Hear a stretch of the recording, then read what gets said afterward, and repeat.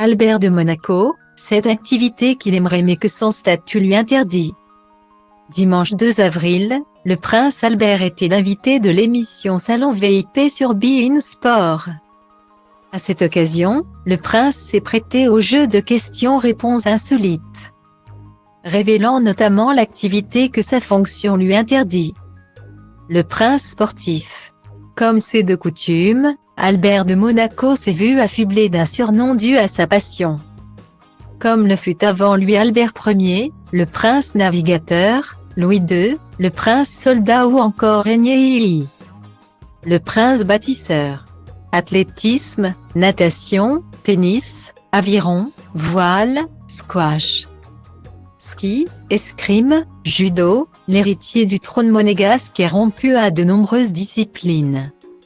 En plus de pouvoir se targuer d'avoir participé à 5 Olympiades d'hiver comme pilote de bobsleigh, et même au Paris-Dakar en 1985.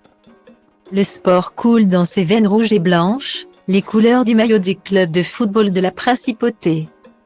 C'est à la fois par goût et par pratique personnelle, mais c'est aussi un héritage familial puisque du côté de ma mère, mon grand-père, John Kelly, a été 3 fois champion olympique d'aviron, 2 médailles d'or en 1921 et en 1924.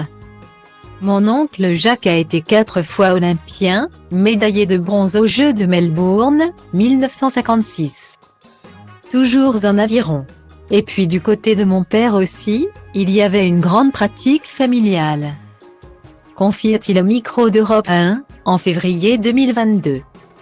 Et c'est toujours pour évoquer l'actualité sportive que l'époux de Charlène a été convié sur le plateau de l'émission Salon VIP sur beIN Sport.